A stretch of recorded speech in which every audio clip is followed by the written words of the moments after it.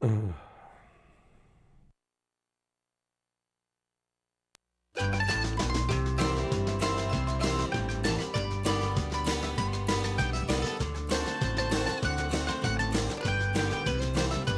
land is your land, this land is my land, from California to the New York Island, from the Redwood Forest to the Gulf Stream waters, this land was made for you and me. Hello, I'm John Grom, and welcome to the 37th Right and Left Discussion Forum. The purpose of our discussion forum is to demonstrate that civil discussion about contentious topics is not only possible, but necessary if we are to live in harmony. We learn from respectfully listening to each other with an open mind and a willingness to change it.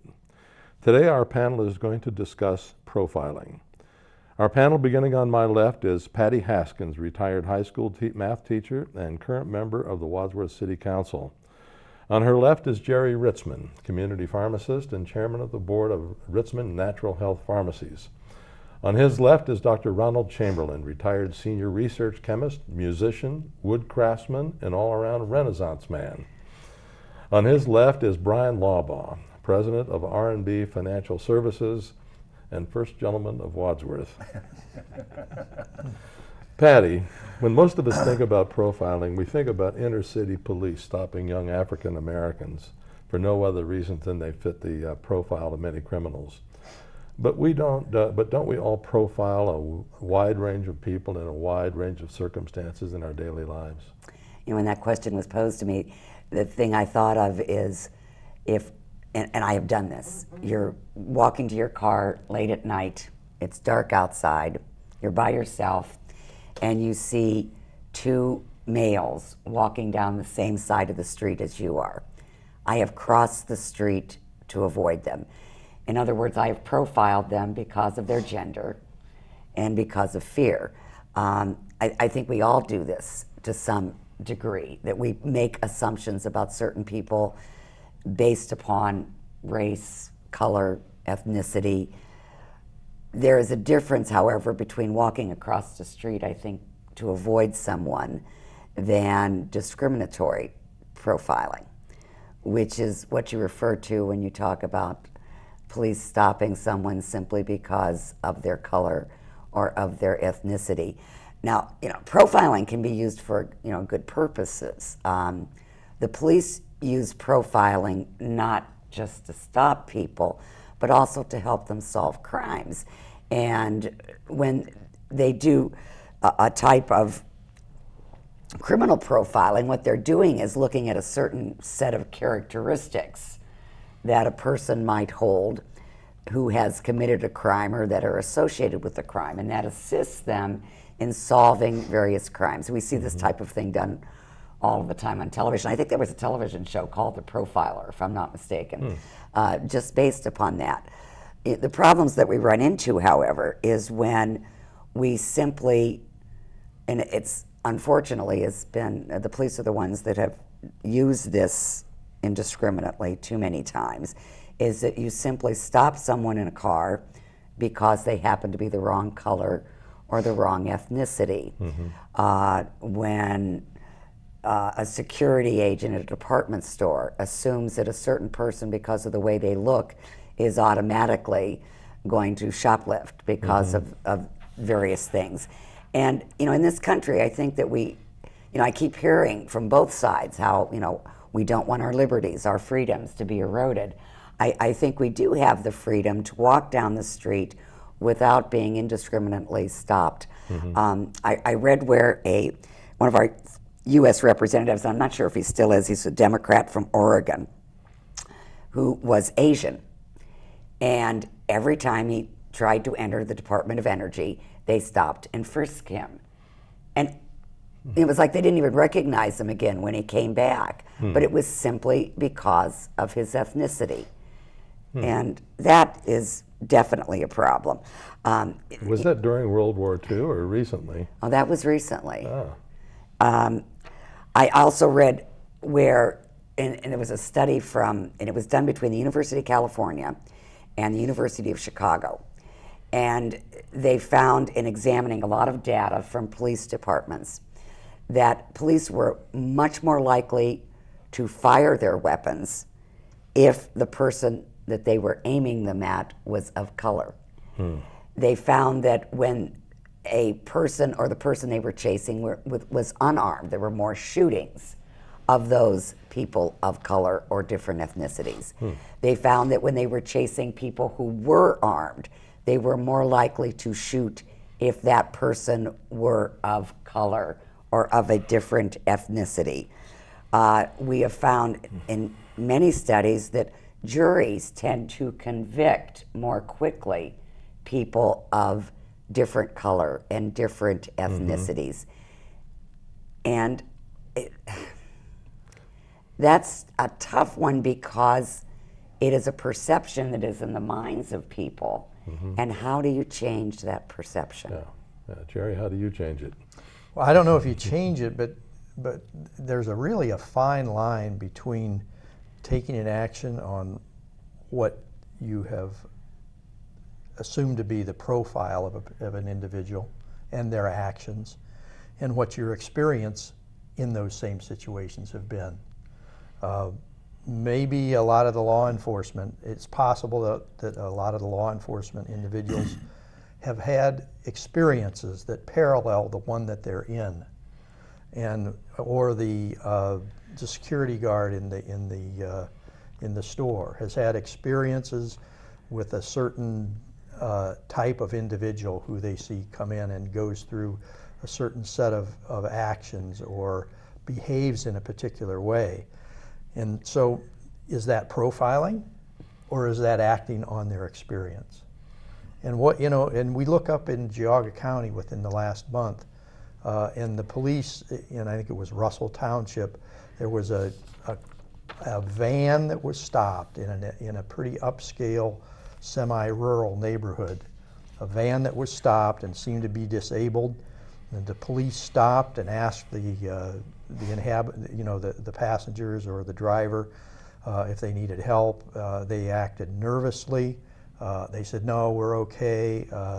So the police moved on. They then got the van started. There were several people of an ethnicity or of apparent ethnicity that didn't match the vast majority of individuals who lived in that neighborhood. They saw that car go to a big house,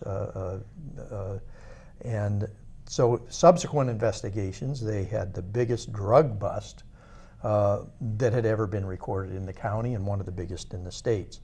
Was that profiling? Or was that acting on experience, or were they noticing the difference? Now, if we say it was profiling, we are taking a big step and assuming we can read that person's mind also. So it's a tough issue. I think as humans and as individuals, what do we notice? We notice the things that seem out of place and the things that seem different. So, I don't know how you change it. Ron, you know that discrimination, particularly when you're talking about racial discrimination based on some kind of race hatred, is very difficult to prove or disprove. We've seen two examples now of so-called profiling that might be justified. What's your thinking? In thinking about this thing, I hearken back some 60 years to Psychology 101, my first year of college. And profiling by definition by Merriam-Webster is to extrapolating from a series of observations and experience you have into a new situation which may match what you have previously seen. And so racial profiling or other sorts of discriminatory profiling is generated by your experience, whether perceived, whether real for yourself or what you see on TV or in the newspaper. Also, coming from I think it's a fundamental human thing. These people are the other. These people are not me. Therefore, we suspect them a little bit. That's a survival technique. In the days in the caveman, some stranger comes into the valley. What's that guy going to do? Is he going to take my woman? Is he going to shoot my elk? What do? I should protect myself. I should watch out for him.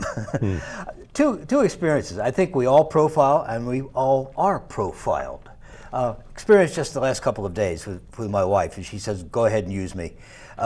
She had a situation where she had ordered something online, and she had bought one of these discount things, and she was trying to go apply that to a company, and it wasn't working, and we both worked it, it wasn't working. She was on the phone with the customer service people both from the store and from the supplier of the discount 6 or 7 times in the course of 2 days. She says out of the for the company, she talked to 6 people. 4 of them went out of their way to be nice. They weren't the typical customer service person that you expect to see. Someone who just kind of puts you off. Oh, this is my job. Okay, tough lady, it isn't working. We actually went to bat for her and tried to work it, tried to do this online, tried to do it for her from the office, and she had to do it online, it turned out, but she finally resolved the issue. Secondly is, here are you and I, John, we're a couple old codgers, we're over the hill. I go walking along through my neighborhood, and most middle-aged ladies who pass me in a car, or young women, will give you a smile.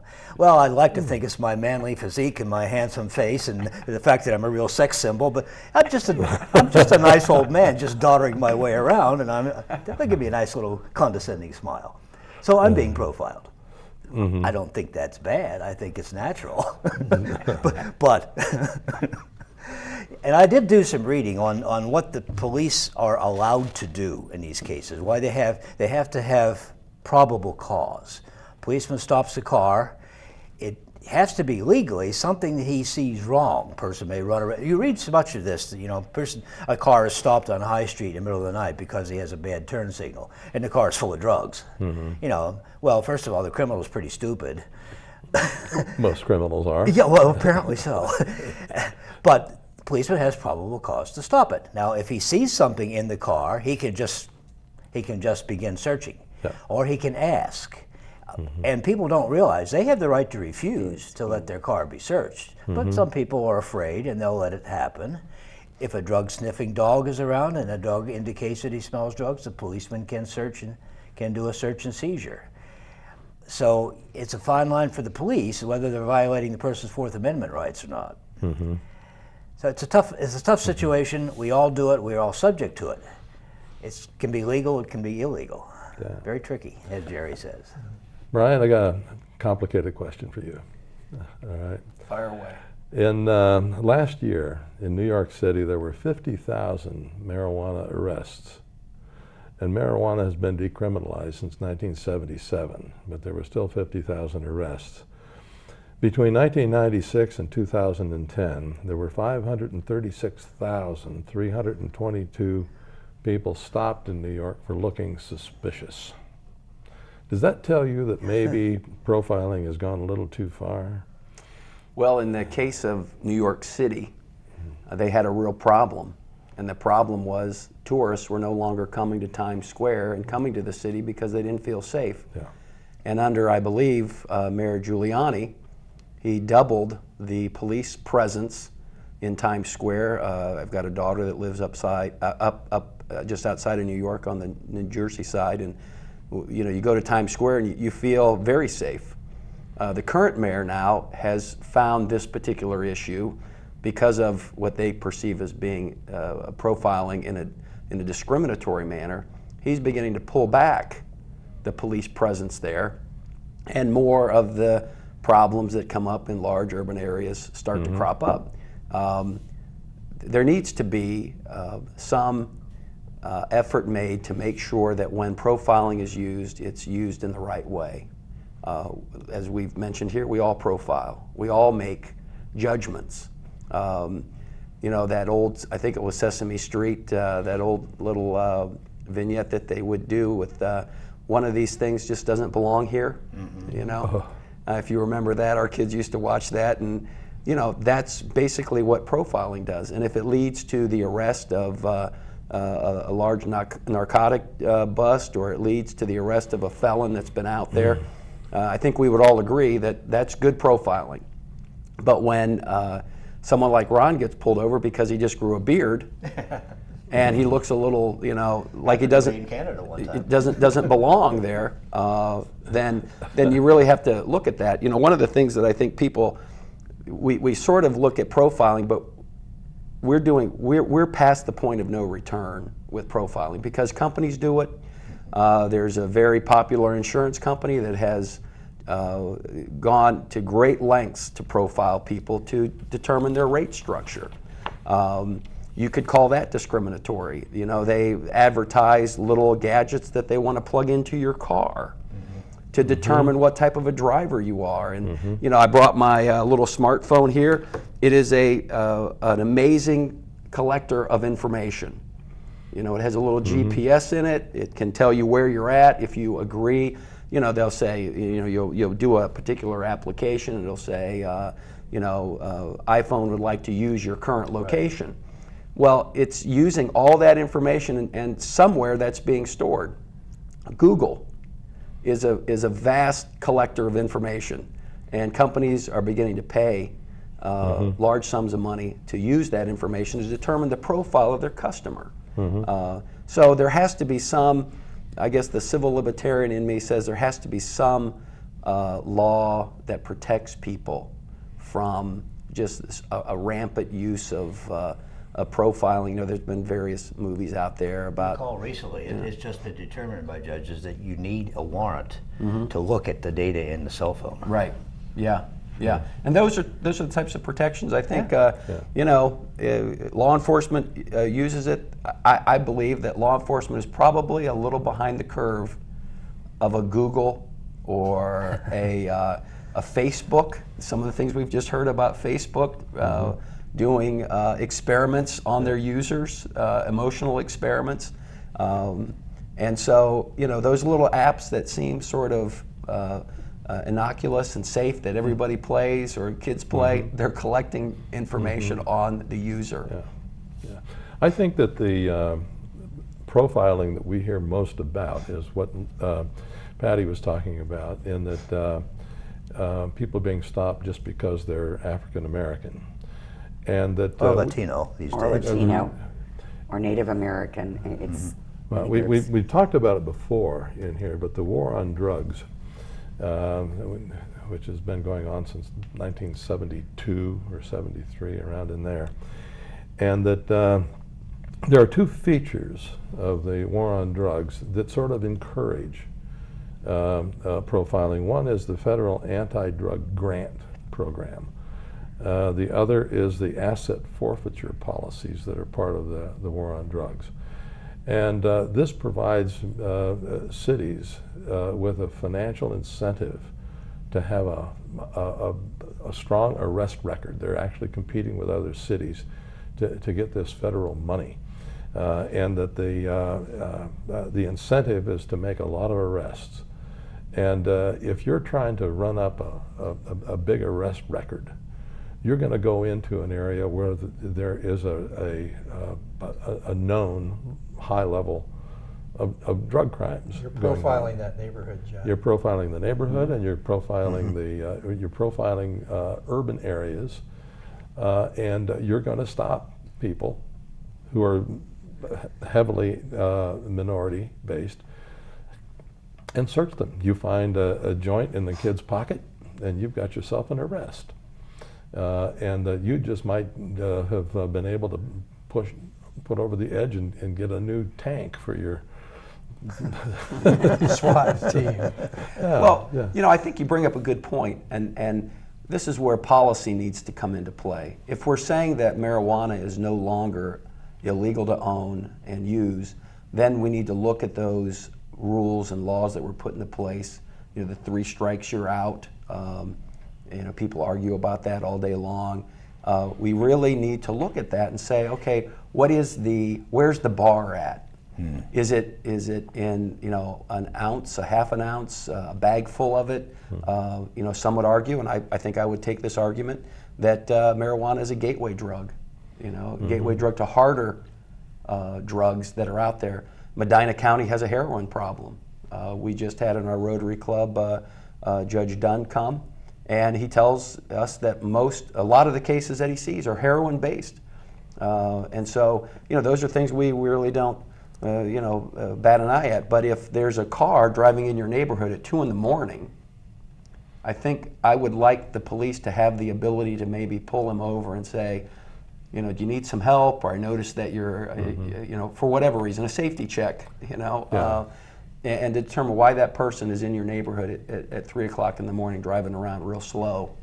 But if you're looking to make a lot of arrests, you're going to concentrate on a place like East Cleveland rather than Medina Square, I think. Yeah, and that is pure profiling. Yeah. Well, they go to where the crime is. Well, they go to where the crime is. If put ourselves in the other position, if we are a person of color, I have to stop and think, gee, I really don't want to move into that neighborhood because every time I drive down the street, there's a good chance I'm going to be stopped. If I'm a Latina, I do not necessarily want to go to certain states because I know that they're going to profile me as far as immigration is concerned. Which is another thing. Latinas are routinely stopped and questioned because of their immigration status. And they forget that I know the first illegal alien that I knew was a young woman. It was a friend of mine. You're not allowed to say alien anymore, are you? I don't know. But I say the wrong thing. Undocumented. Undocumented. Undocumented, yes. But she was from Denmark. And just hadn't, was the only person I knew that was, and I didn't have, but no one was going to stop her because she didn't look the part. Yeah. A couple of years ago, a case that was in the news every day for a year, I think, was the Trayvon Martin, George Zimmerman case. Oh, yeah. And this is, of course, you're all familiar. This is a case where a local neighborhood watch guy was following somebody that fit the profile of the people who had been robbing houses in the neighborhood.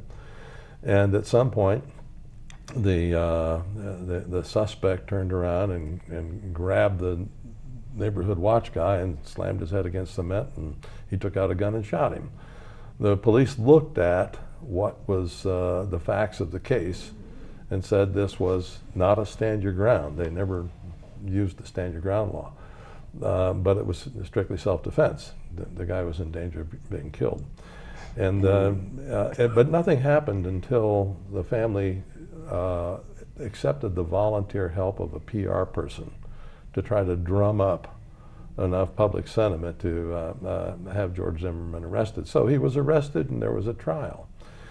But ideas got solidified and people planted themselves on one side or another. If you thought that this was a cold-blooded, racially motivated murder, you never changed your mind in spite of what evidence came out in the trial. If you thought that George Zimmerman was purely protecting himself, again, you didn't change your mind. There was nothing resembling our civilized discussions on the different panels on television at the time, and believe me, I watched a lot of them. And there was an awful lot of emotion going on. But when you think back at that case, do you have an opinion about was this a cold-blooded murder or was it self-defense? I have an opinion. Tell me.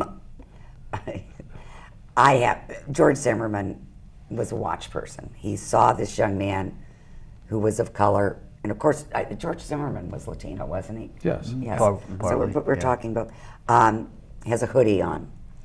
He made that decision that this person should be watched. He called the police, who told him to stay where he was, and they would be out. But he chose not to do that. He chose to follow him. And, here's this kid coming back from the store. What did he have, a can of pop and some candy? And he sees someone following him. Now, he is nervous, and then it results in the altercation, and it was shown that he threw his head down, and then that George Zimmerman fired a gun at him. George Zimmerman wasn't in any danger. He, I think, put himself into a position where he became in danger.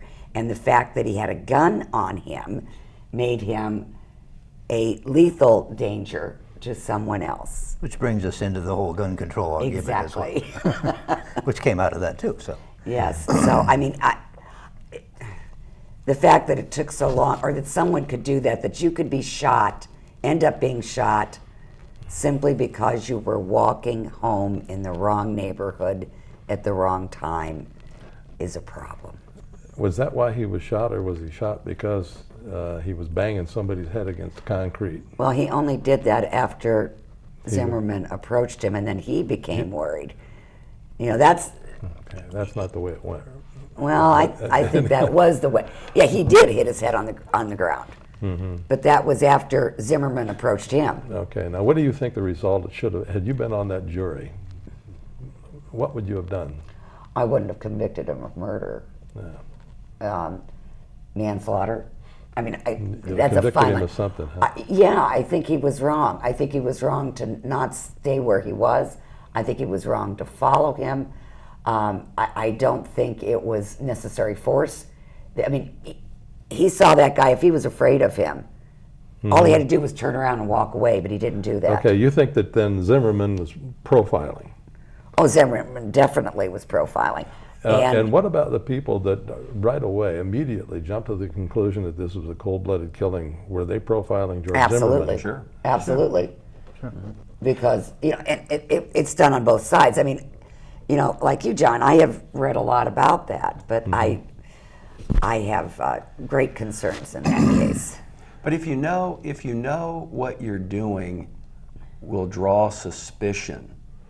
You know, you can be in the wrong place at the wrong time. Mm-hmm. If you know what you're wearing will draw attention to you when hoodie? when you know, when 90% or a high percentage of robberies of pizza delivery guys take place, when the guy gets out of his car and goes to walk up to the house and the kid comes out with a hoodie on and steals his money and pistol whips him, or when the police pull over the kid that's selling drugs and he's wearing a hoodie, you know, Well, if Ron shows up with a white hoodie on, Wear one all the time. We could talk about this for a lot right, longer. exactly. So we could even talk about I cab think drivers. I think we have a responsibility for ourselves to look at the situation we're in and to do our best to make sure we don't I'm get going to have to talk real that. fast to get this quote Okay. in now. This is from Dr. Linda Elder, president of the Foundation for Critical Thinking. People realize that no matter how skilled they are as thinkers, they can always improve their reasoning ability, and that they will at times fall prey to mistakes in reasoning, human irrationality, prejudices, biases, distortions, uncritically accepted social rules and taboos, and self-interest. And I think that she's got us all busted. Thank you very much. Thank you.